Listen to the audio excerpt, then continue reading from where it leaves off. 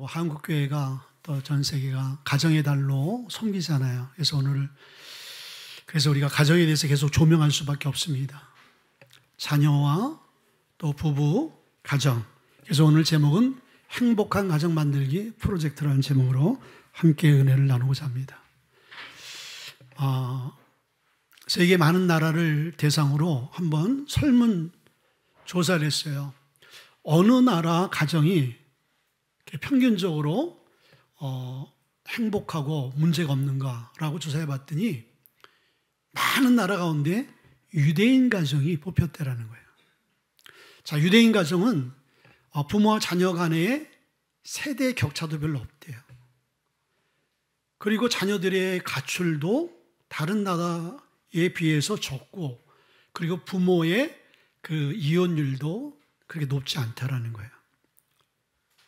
자, 유대인들은요, 2000년이라는 그런 세월을 디아스포라, 나라 없이 방랑하는 그런 삶을 산 민족이에요.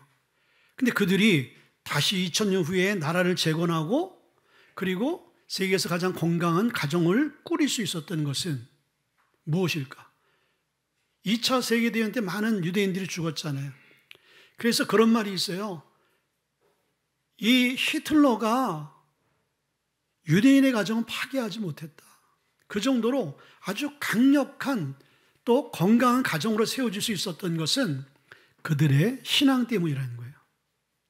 자, 그들은 안식일 때 하나님께 예배하고, 그리고 모여 집으로 돌아와서 저녁에는 오늘 시편 우리가 함께 본독한 128편 1절에서부터 6절에 있는 말씀을 암송하며 함께 말씀을 나누는 그러한 시간들을 갖는다는 것이죠.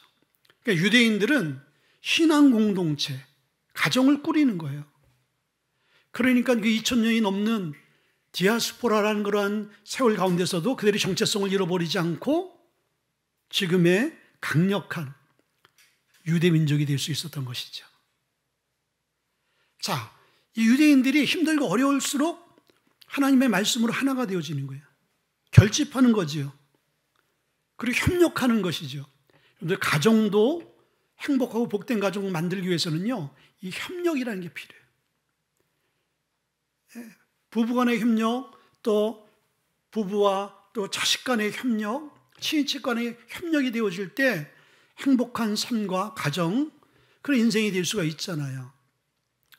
자, 이 협력을 하면 아주 아이콘이 되어지는 그 대상이 있어요. 여러분들 아프리카에서 가장 강력한 동물은 뭐라고 생각해요? 뭐 고릴라도 있고, 그리고 뭐 호랑이, 사자, 코끼리, 하마 많잖아요. 근데 여러분들 그것을 다 제끼고 개미가 됐대요. 개미. 이 개미는요, 한 번 이 개미들이 떼를 지어서 가게 되어지면 2km, 3km의 거리를 만들 정도로 수천 마리의, 수십만 마리의 이 개미들이 하나가 되어서 길을 행진한다는 거예요. 그때 식물이나 동물이 걸리면요, 뼈밖에 안 남는다는 거예요. 그러니까 호랑이나 맹수나 코끼리도요, 그냥 그걸 무시하고 그 앞에 서 있을 수 없다는 거예요. 반대쪽으로 무조건 도망간다는 거예요. 이렇게 큰 코끼리도 한 번 이 개미떼에게 걸리게 되어지면요, 하루가 안 돼서 뼈밖에 안 남는다는 거예요. 자, 여러분들 이 개미가 한 마리 한 마리는 얼마나 연약하고 보잘것 없잖아요. 근데 그 개미가 떼를 지어서 수십만 마리의 개미떼가 되어지니까요, 강력한 힘을 발휘하거든요. 여러분들 우리 한 사람 한 사람은 힘이 없어요. 그러나 부부가, 자녀가, 또 가족이 힘을 합치게 되어지면요, 외부로부터 오는 어떤 시련과 어려움과 도전을 이겨낼 수 있는 힘이 되어지는 거예요. 아멘. 그래서 이 가정은요, 이렇게 하나 되어짐이 중요한 거예요. 근데 그 하나 되어짐을 만들 수 있는 게 뭐예요? 그게 바로 신앙이라는 거예요. 믿음이라는 거예요. 하나님이라는 것이죠. 예수 그리스도를 중심으로 해서 우리가 하나 되어질 수 있는 근거가 될 수 있게 되어지는 거예요. 여러분들 고속도로에 보게 되면 많은 사고도 일어나잖아요. 근데 사고를 보게 되면 뭐 졸음운전, 뭐 음주운전, 과실, 뭐 여러 가지 사고의 원인도 있지만요, 통계적으로 보면요, 자동차를 잘못 개조해서 일어나는 사고들이 꽤 있다라는 거예요.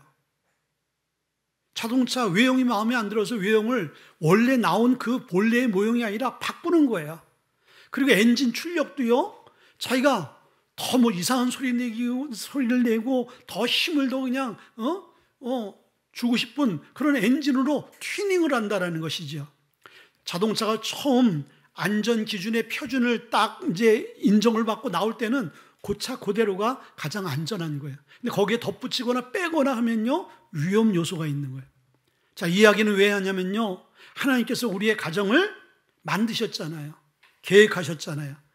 근데 우리의 인간의 어리석음과 교만함은 뭐냐면요, 하나님이 계획하시고 만드시고 디자인하신 그 가정을 세대의 흐름과 그리고 풍습에 따라서, 유행에 따라서 튜닝을 하는 거예요. 가정을 바꾸게 되어지니까 가정 원래의 원형의 모습이 어떻게 되어지는 거예요? 깨져버릴 수밖에 없게 되어지는 것이죠. 그러니까 가정에 문제가 생기는 거예요. 그래서 오늘 우리가 시편 127편 1절의 말씀 보니까 여호와께서 집을 세우지 아니하시면 세우는 자의 수고 헛되고 여호와께서 성을 지키지 아니하시면은 파수꾼의 깨어있음이 헛되도다. 결국은 이 이야기는 뭐예요? 집을 세우시는 이는 누구다? 하나님이시다. 우리가 아무리 집을 잘 세우려고 수고하고 애쓰고 이 방법 저 방법 다 해봤지만은 안 된다라는 거예요. 성경의 원리대로 하나님께서 우리의 가정을 세우신 목적대로, 방향대로, 비전대로 하게 되어지면 가정이 회복되어지는데, 우리는 그것을 무시하고 다른 방법으로 가정의 날, 우리 가정이 좀 잘 됐으면 좋겠다, 우리 가정에 더 미래가 있었으면 좋겠다라고 논하는 것은 어리석은 방법이라는 거예요. 자, 그러면 우리의 가정을 어떻게 행복한 가정으로 만들 수 있을까? 지금이라도 늦지 않았어요. 지금이라도 5월달 되어지면요, 어디 뭐 자식들과 좋은데 놀러 갈 생각하기보다는 먼저 여러분의 가정을 뒤돌아보면서 여러분의 가정을 어떻게 하면은 정말 행복한 가정을 만들 수 있는가 고민하며 그 문제점을 찾아볼 수 있는 시간들이 되어야 되는 거예요. 첫째는요, 하나님을 경외하는 가정이 되어야 하는 것이죠. 이 이야기는 우리가 정말 귀에 못이 박힐 정도로 우리는 이 이야기를 많이 들었어요. 그러나 듣는 것으로는 소용이 없는 거예요. 듣는 거로. 여러분들, 제가 요즘에 이제 아침에 식사를 안 하고 설교하니까 굉장히 시장이에요. 좀 아까 막 어지럽더라고요. 그런데 앞에 너무나 맛있는 게 있어. 어떻게 해야 돼요? 여러분들이 안 굶었으니까 모르지. 먹어야 될 거 아니에요. 내가 먹어야 될 거 아니야. 눈으로만 보는 거야. 캬, 기가 막히다. 먹음직하다. 배부르겠다. 이 맛이겠다. 무슨 소용이 있겠습니까? 여러분들, 우리가 여태까지 하나님의 말씀을 듣기만 하면 무슨 소용이 있겠어요? 말씀이 우리의 삶 가운데 실현을 해야 되는 거예요.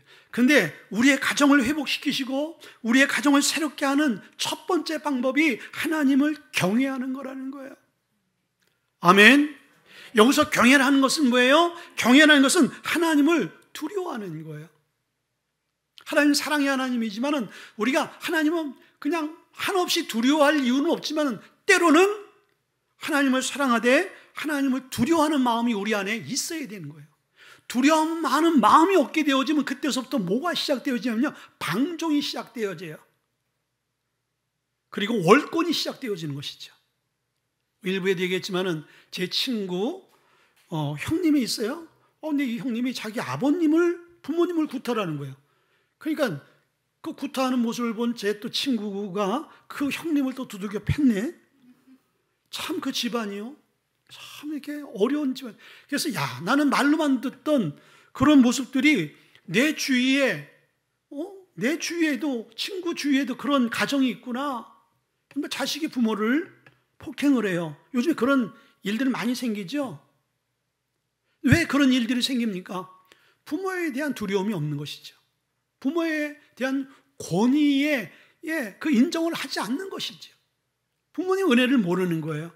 여러분들, 그것이 인간 관계 안에서만 이루어지는 것이 아니라 하나님과 우리의 관계 안에서도 똑같은 거예요. 하나님을 경외하는 마음이 없게 되어지면요, 우리는 어떻게 보면 하나님을 영적으로 폭행하는 것 같고 다를 바가 없는 것입니다. 하나님을 무시하는 것.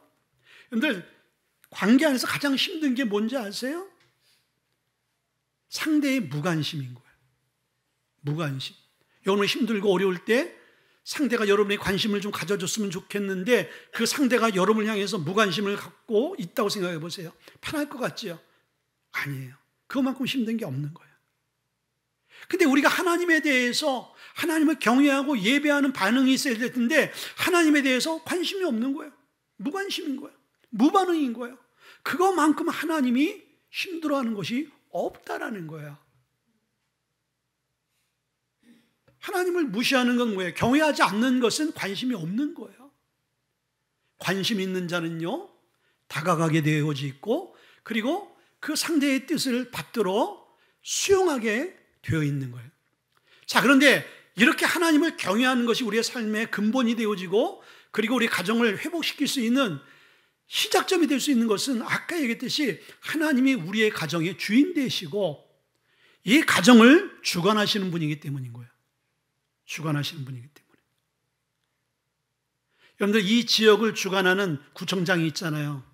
구청장은요, 자기의 권한 안에서 이 지역을 자기가 꾸미고 개발하고 새롭게 할 수 있는 뭐가 있어요? 권한이 있는 거예요. 그렇죠. 왜? 그 사람에게는 그런 특권과 권세가 있는 거예요. 이미 나라에서 그렇게 부여해 준 거예요. 여러분들, 하나님은요, 이 땅의 권세자가 아니세요. 이 권세자들을 세우고 우주 만물의 주인 되시는 분이란 말이죠. 근데 그분에게는요, 우리의 가정을 다스리는 뭐가 있어요? 권세가 있어요. 그분은 우리의 가정의 처음과 나중, 미래를 다 아시는 분이고요. 우리의 가정 안에 뭐가 있어야 되고 뭐가 불필요한지 다 아시는 분인 거예요. 그리고 하나님께서 우리의 가정을 만드신 하나님의 근본적인 목적이 뭐예요? 우리의 삶이 하나님 창조하신 피조물이 행복하기를 원하는 거예요. 가정 안에서 구원을 이루고 가정 안에서 천국을 이루기를 원하는 마음으로 가정을 만들었단 말이죠. 그러면 하나님은 가정에 대해서 어떤 마음을 갖고 계세요? 가정이 행복해지기를 원하시는 마음을 하나님은 갖고 계세요. 그러니까 가정을 행복시킬 수 있는 분은 바로 가정의 주인 되시고 가정을 주관하시는 그분이라는 거예요. 그러니까 그분 안에서의 우리의 관계가 하나님을 경외하는 관계가 되어질 때 하나님은 우리의 삶에 우리의 가정을 하나씩 하나씩 만져가신다라는 거예요. 왜? 만드신 분이 고치기 때문에. 하나님 가정을 가정이 깨어지면 하나님이 고치세요. 여러분이 고칠 수가 없어요. 여러분은 그냥 비슷하게는 고칠 수가 있지만은 온전하고 완전하게 고칠 수는 없어요. 유튜브에 보면요, 정말 뭐 옷이나 여러분 구두나 일반인들이 고칠 수 없는 그런 수준의 그 망가지고 상한 그런 물건들을 명인되어지는 기술자들이 옷을 짜집기 해서 그 구멍난 옷을 버릴 수밖에 없는 옷인데요, 일반인들이 정말 현미경으로 봐도 모를 정도로 감쪽같이 이거를 수리를 하는 거예요. 가죽도 마찬가지예요. 전 그걸 보면서 깜짝 놀랐어요. 야, 인간에게 이런 지혜와 재능이 있구나. 여러분들, 인간도요, 우리가 망가지고 깨어진 거는요, 정말 인간의 눈에 보기에는 정말 완전한 것 같이 고친단 말이죠. 그러나 그게 완전한 게 아니거든요. 또 거기에 데미지가 있고 힘을 가하면 또 거기는 반드시 스크래치가 나고 또 쪼개집니다. 근데 하나님께서 우리의 삶을 다스리고 치료하시는 것은 온전하고 완전한 거예요. 아멘. 그래서 하나님을 경외함이 그냥 이것이 하나님을 경외하기 위해서 세뇌하는 것이 아니라 우리의 가정이 행복해지는 지름길로 가는 방법이기 때문에 이 첫 단추, 하나님을 경외하는 것, 너무 중요한 거예요. 자, 여러분들, 미국이요, 1950년대에는 세계 최고의 부와 부흥을 누리던 시대였어요. 그리고 1950년대 보면 미국이 전 세계에 가장 선교사를 많이 파송하고, 그리고 국가적으로는 정치, 경제, 문화 모든 부분에 있어서 전 세계적인 영향력을 발휘할 때였어요. 그런데 1960년 들어서 정권이 바뀌었어요. 1950년대는 아이젠하워 34대 미국 대통령이 보수 공화당이었군요. 공화당이 보수 진영이었어요. 이 보수 진영은 청교도의 신앙을 이어받아서 모든 공립학교나 그 모든 이제 단체 안에서 기도하고 또 예배하고 또 성경을 배우고 가르치고 이런 것들 다 허용했다라는 것이죠. 그런데 민주당이 정권을 잡으면서 35대 존 F 케네디 대통령이 딱 정권을 잡으면서 거긴 진보였거든요. 모든 이제 정책을 다 바꿔버린 거예요. 나라에서 하던 이 공립학교에서의 예배, 기도, 그리고 창조론을 가르쳤던 것도 다 진화론으로, 종교의 자유하라는 그런 명분으로 이제 교회 안에서, 이 학교 안에서 기독교만 기도할 수 없다. 그리고 다 폐지시켜버린 거예요.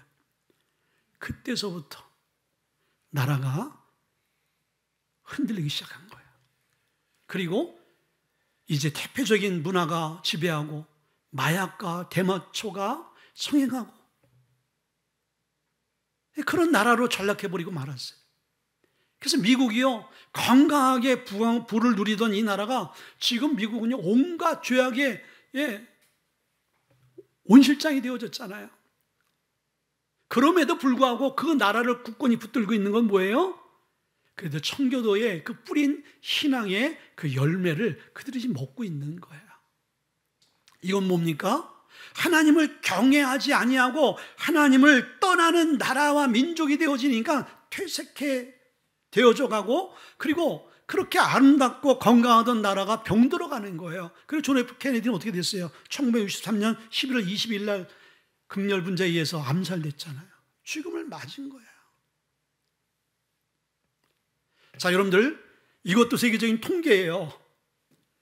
아주 잘 사는 나라보다 못 사는 나라, 그 부자보다 가난한 사람, 많이 배운 사람보다 못 배운 사람, 그리고 아주 미모가 뛰어난 사람보다 미모가 좀 부족한 사람, 뭐 차이가 있을까요?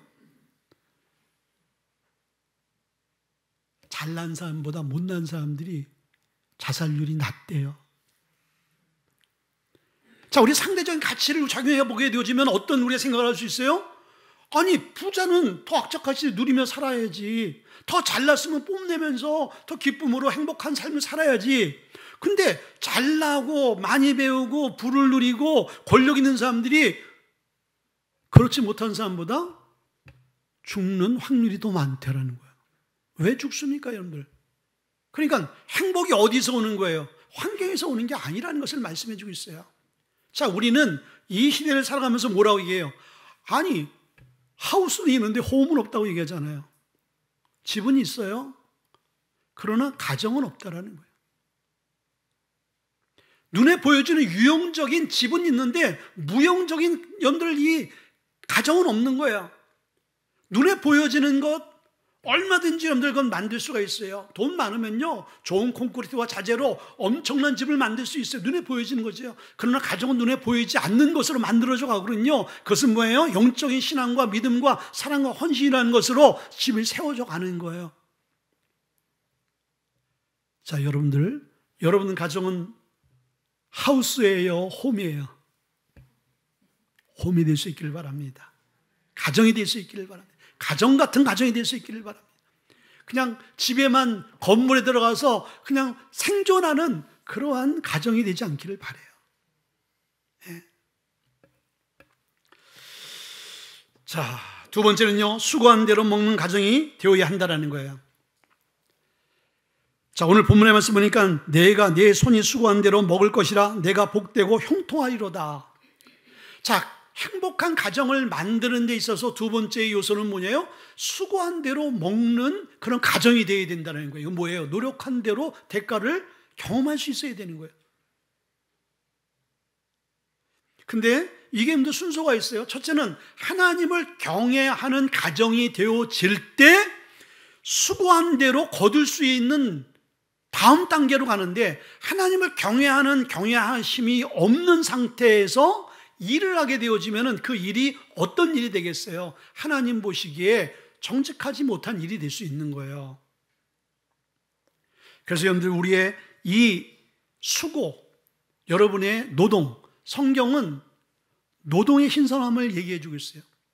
그래서 가나안 농문학교라고 옛날에 그 아주 새마을 운동을 만드신 분이 있어요. 근데 그분이 그 식당에 가면 이런 표가 있어요. 일하기 쉽거든 먹지도 말아라. 일하기 싫으면 먹지도 말라는 거예요. 그러니까 열심히 일하고 열심히 잡숴야 되는 거예요. 그래서 옛말에 남편은 두레박이고 아내는 항아리다, 이런 얘기가 있잖아요. 이 얘기가 뭐예요? 남편이 두레박으로 그 항아리에 물을 열심히 퍼오듯이 열심히 세상에 나가서 열심히 일을 해서 수입을 벌어와서 아내에게 주면 아내는 항아리에 그 물을 담듯이 그 재정을 잘 관리해야 되는데 그게 안 되어지는 거예요. 벌어온 것도 힘들고 관리하는 것도 힘든 거예요. 하나님의 재정의 원리대로 우리가 살아야 되는 그러한 삶을 살아야 되는 거예요. 근데 왜 우리가 수고한 대로 먹는 가정이 복되냐? 이 이야기는 수고한 대로 먹지 못한다라는 것을 전제하는 거예요. 왜 수고한 대로 먹지 못하니까? 첫째는요, 부당한 소득은 축복이 아니기 때문에. 많은 사람들이 부당한 소득을 얻게 되어진다는 거예요. 이 부당한 소득을 통해서 사람들이 어떻게 착각하냐? 이게 하나님의 축복으로 생각하는 거예요. 일하지 않고 그냥 로또, 여러분들 그냥 취미로 하더라도 여러분들 이것을 직업으로 하지 마세요. 그냥 중독이 돼서 매번 로또 하다 보면요, 여러분들 로또 좋아하지 마세요. 23년도 작년 그 기사를 난 거 보니까 242억 당첨된 사람이 있었어요, 한국에. 이 사람이 5년 만에 사기죄로 교도소 갔어요. 5년 만에. 그런데 242억. 그래서 실제 이 사람이 자기 손에 쥔 것이 189억인가 그렇다는 거예요. 어마어마한 돈이죠. 10억만 있어도 여러분들 한평생 노후 걱정 없는데 거의 200억 되어지는 돈을 갖다가 5년 안에 다 탕진하고, 그리고 돈이 없어서 사기치다가 감옥에 갔어요. 자, 이 사람은 로또로 인생 대박 쳤는 줄 알았더니 인생이 비참하게 되었어. 그리고 전 세계적으로 여러분들 로또 복권에 맞아서 이제 그 사람의 인생이 어떻게 됐는가를 조사한 통계를 보게 되니까 70%가 다 비참하게 되어지고 30%가 그나마 건강하게 살더래. 이 30%는, 이 30%의 사람들은 자기만을 위해서 그 돈을 쓰는 것이 아니라 나눔과 베품과 그리고 사회에 기여하는 그런 삶을 사는 사람들이 30%가 건강하고, 나머지 70%는요 그 엄청난 기하, 정말 천문학적인 그 금액을 받고도 불행한 삶을 산다는 거예요. 자, 이것을 보게 되어지면은 여러분들, 우리가 부당한 소득은요 복이 아닌 거예요. 열심히 일하고 열심히 수고를 해서 얻어야 되는 거예요. 그래서 잠언서 20장 17절에 보니까 속이고 취한 식물은 맛이 좋은 듯하나 후에는 그 입에 모래가 가득하게 되리라. 근데 이거 성경 말씀인 거예요. 그래서 우리 예수 믿는 사람들은 속여서는 안 되는 거예요. 장사의 원리대로 하는 건 좋지만은 일을 남겨야 될 텐데 거짓말해서 열을 남긴다? 그건 부당한 소득이 되는 거예요. 그건 너무나 부당한 소득이 되는 거예요. 그래서 여러분들, 우리가 정말 이 재물을 잘 써야 될 줄 믿습니다. 두 번째는요, 아무리 수고해도 소득을 얻지 못할 때가 있는 거예요. 아까 얘기했듯이 수고한 대로 거두는 것이 복이다 말씀했잖아요. 그러니까 수고해도 우리가 그 수고의 소득을 누리지 못하는 때가 있는 거예요. 자, 왜 그렇습니까? 학개서 1장 6절에 보니까 너희가 많이 뿌릴지라도 수입이 적으며 먹을지라도 배부르지 못하며 마실지라도 흡족하지 못하며 입어도 따뜻하지 못하며 일꾼이 싹을 받아도 그것을 구멍 뚫어진 전대에 넣음이 되느니라. 자꾸 여러분들, 하나님은요, 하나님의 원리대로 예수 믿는 사람이나 예수 믿지 않는 사람들에게 공평하게 다 은혜를 베풀어 주셔요. 이게 일반 은총인 거예요. 열심히 일하면요, 일한 만큼 하나님이 그 사람에게 소득을 주세요. 근데 문제는 뭐냐면요, 이 부당하거나 하나님의 뜻 가운데 이제 벌어지지 않은 금액들은, 특별히 예수 믿는 사람들은 열심히 벌어서 100을 얻게 되면요 110이 나가. 뒤로 다 빠져나가는 거예요. 아무리 많이 벌면 뭐예요? 더 많이 나가는데. 그러니까 마이너스 인생이 될 수밖에 없는 거예요. 그래서 왜 그러면 수고한 대로 거두지 못하게 되어질까를 생각해 봐야 되는 거예요. 여러분, 분명한 것은 뭐 신학에 여러 가지 그 학설들이 있고 또 신학적인 견해들이 있어요. 근데 저는 하나님 우리에게 주시는 복이 있다고 생각해요. 그건 성경에 다 흐르는 말씀인 거예요. 너무 우리가 복에 초점을 맞추면 기복이 되어지지만은 우리가 하나님 말씀대로 살게 되어지면 하나님 우리의 삶 가운데 하나의 은총을 주세요. 복을 주세요. 그러나 우리의 삶 가운데 어려움이 있을 수가 있죠. 예수 믿는 사람들도. 그것은 우리를 통해서 광야를 걷게 하시고 그 광야를 통해서 하나님께서 뭔가 깨닫게 하고자 하는 하나님의 섭리와 은혜가 있는 것이지 우리의 인생이 고난으로 끝나기를 원치 않으세요. 근데 우리가 그 복을 구하는 그런 인생, 복만을 초점을 맞추기보다는 근데 하나님 말씀대로 살아가게 되어지면 하나님 우리의 삶 가운데 뭘 주세요? 하나님이 우리가 구하지 않더라도 하나님 우리에게 약속하신 것이 있어요. 그것이 우리의 지경의 축복인 거예요. 신명기에 분명히 말씀해 주고 있어요. 너희들이 이렇게 살면은 내가 이렇게 하겠다라고 하나님 분명히 약속해 주고 있어요. 그래서 예수를 잘 믿고, 예수를 잘 믿는다는 건 뭐예요? 아까 얘기했듯이 수고한 대로 거두지 못하는 가장 큰 결정적인 이유는 뭐냐면요, 하나님을 경외하는 그 경외심이 빠졌기 때문인 거예요. 하나님을 경외하지 않는 자에게는 하나님이 복을 줄 수 없는 거죠. 그 하나님을 경외하지 않는 사람에게 복을 주는 것은 그것은 방종이 되어지고 타락이 되어지는 거고, 그것은 불의한 재물로 남는 거예요.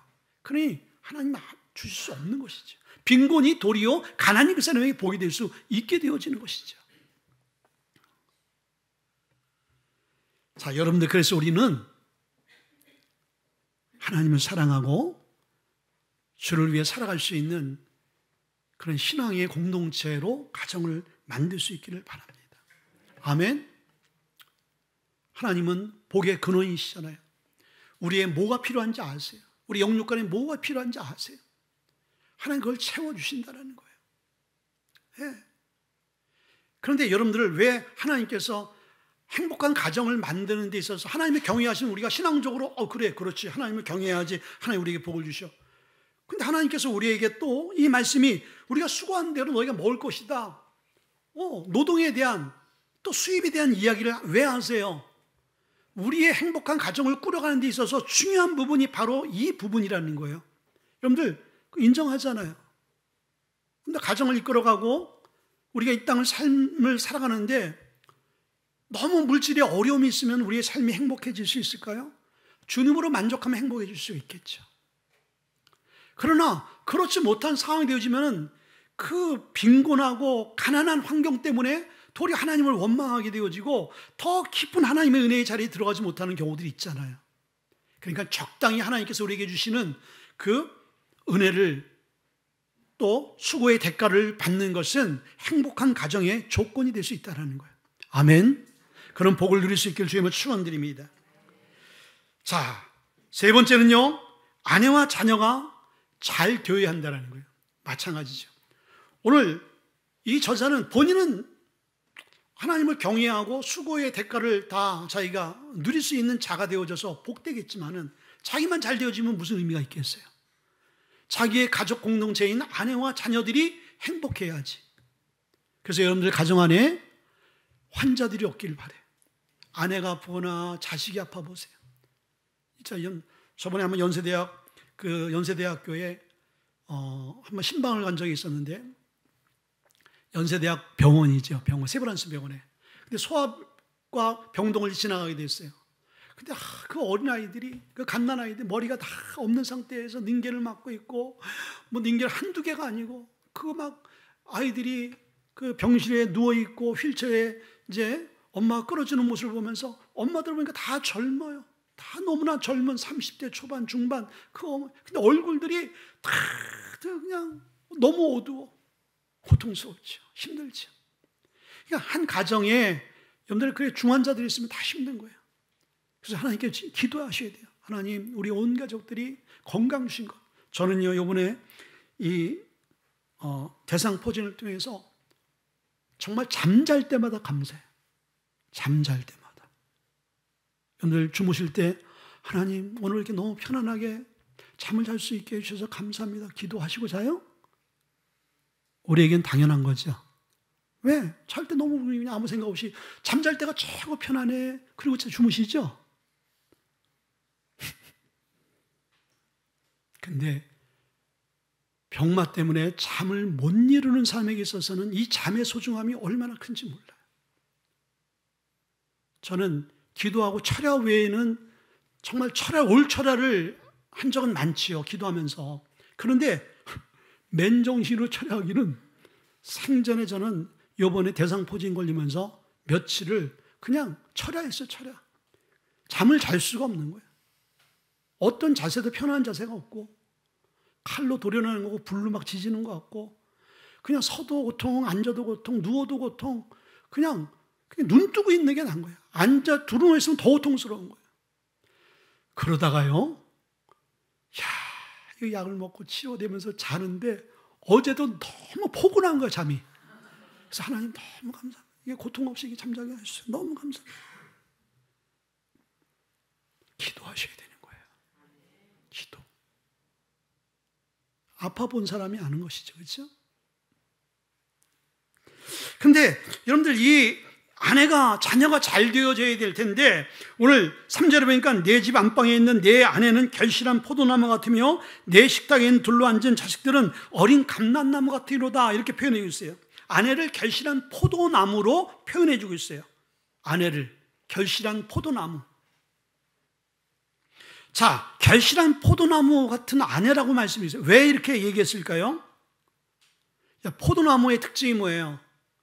많은 열매 가운데 이 포도는요, 열매들이 풍성하잖아요.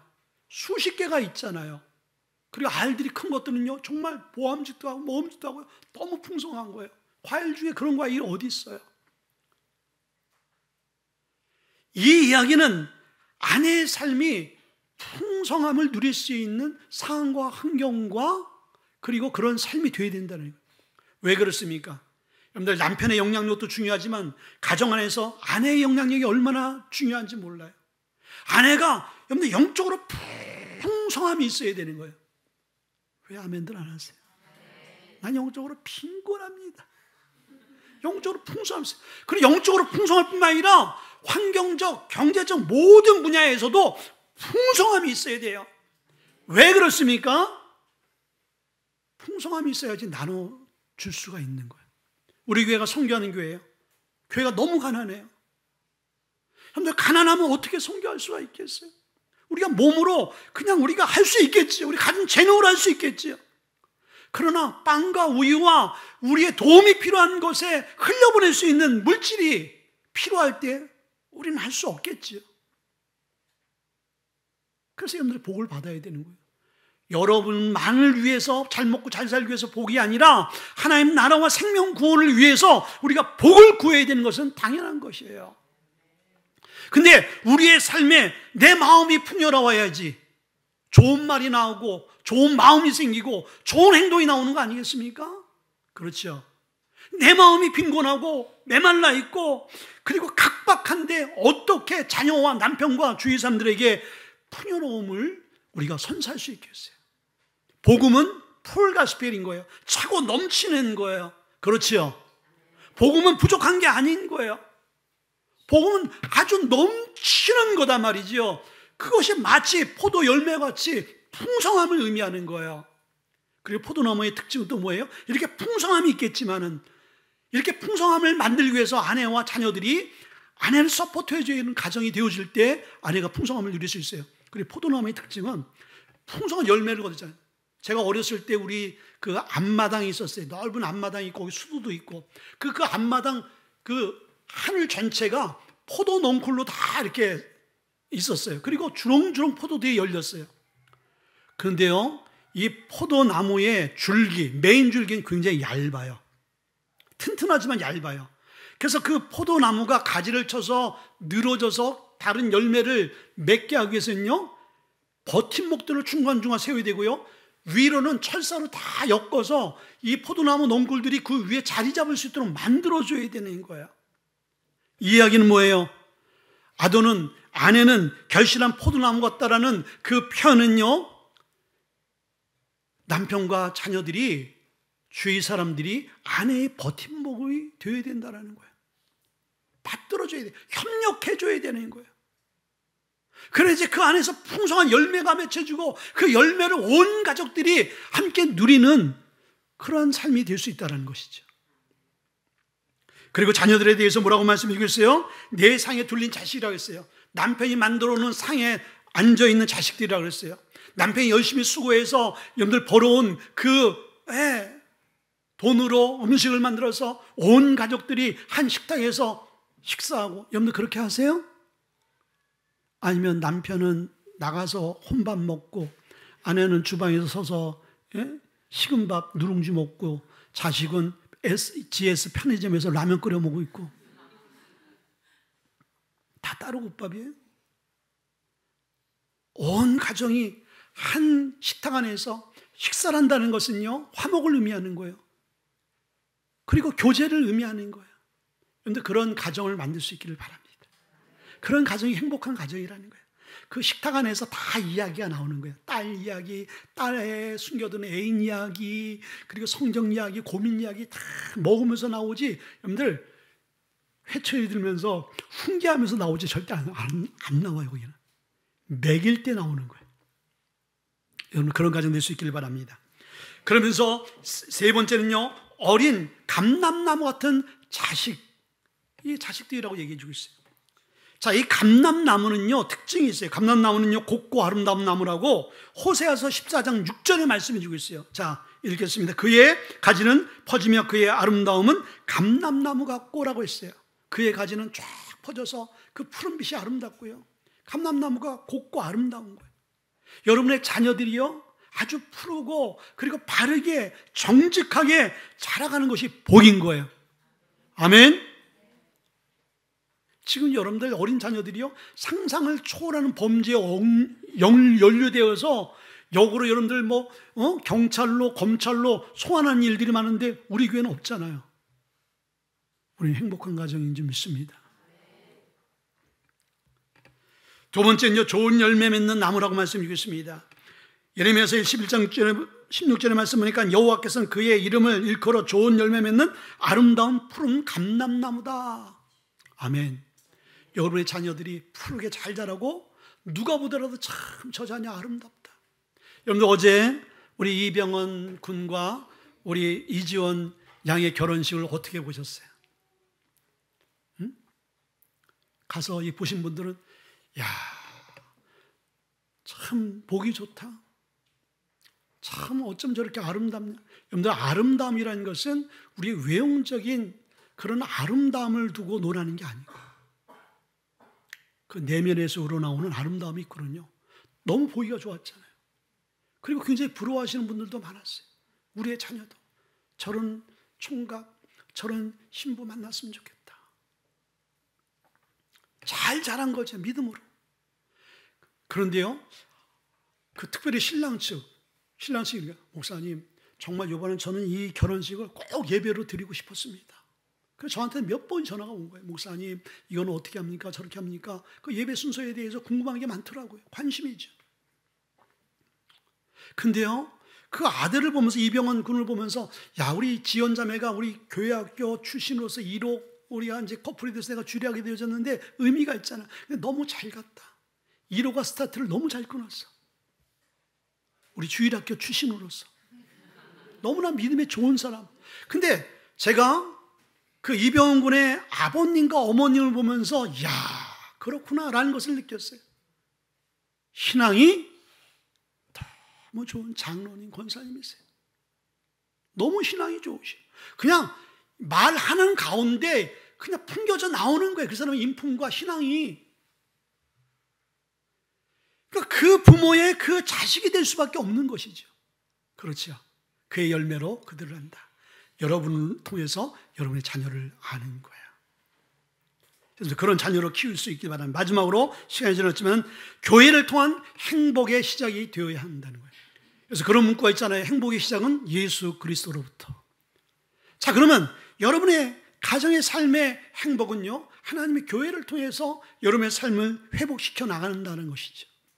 자, 5절과 6절의 말씀이니까 여호와께서 시온에서 내게 복을 주실지어다. 너는 평생에 예루살렘의 번영을 보며 내 자식의 자식을 볼지어다. 여기 보니까 여호와께서 시온에서 내게 복을 주시고 그리고 너는 평생에 예루살렘의 번영을 본다 그랬어요.